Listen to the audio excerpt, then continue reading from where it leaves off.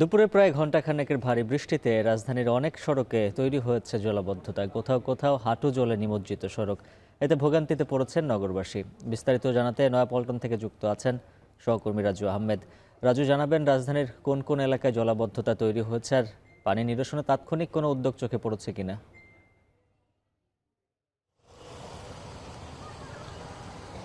উজ্জ্বল, প্রথমে জানিয়ে রাখতে চাই যে রাজধানীর বেশ কিছু এলাকায় কিন্তু জলাবদ্ধতা সৃষ্টি হয়েছে। জানিয়ে রাখতে চাই যে গত কয়েকদিন ধরে বিভিন্ন সময় কিন্তু বৃষ্টি হয়েছে এবং আজকেও সকালের দিকে বৃষ্টি হয়েছে এবং দুপুরের পরপরই একদম ঝুম বৃষ্টি হয়েছে। এর ফলে কিন্তু রাজধানী, আমি এই মুহূর্তে যে স্থানটিতে রয়েছি নয়াপল্টন এলাকা, নয়াপল্টন নাইটিঙ্গেল এবং ফকিরাপুল এলাকার এই দীর্ঘ যে পথটি রয়েছে এটিতে এক সাইডের পুরোটি জুড়েই প্রায় হাঁটু সমান পানি রয়েছে এবং আরেক সাইড কিছু কিছু অংশে এই জলাবদ্ধতা রয়েছে।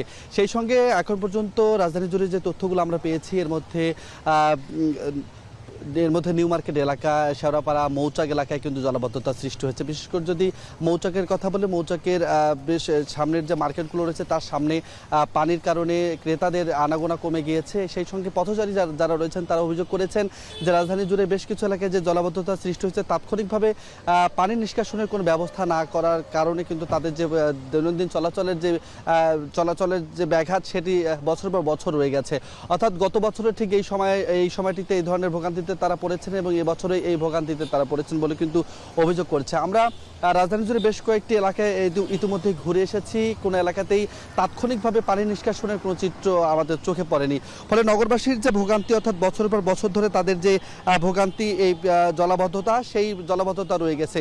স্থানীয়রা বলছেন যে নিয়মিত ড্রেন পরিষ্কার না করা সহ যে অনিয়ম মূলত ঘটে থাকে, বিশেষ করে সিটি কর্পোরেশনকে তারা দায়ী করছেন যে নিয়মিত ড্রেন পরিষ্কার সহ অন্যান্য যে কার্যক্রমগুলো রয়েছে পানি নিষ্কাশনের বা দীর্ঘমেয়াদী যে সমাধান, সেই সমাধান মূলত গ্রহণ না করার ফলে আসলে এ ধরনের ভোগান্তিতে তারা পড়ে থাকছেন।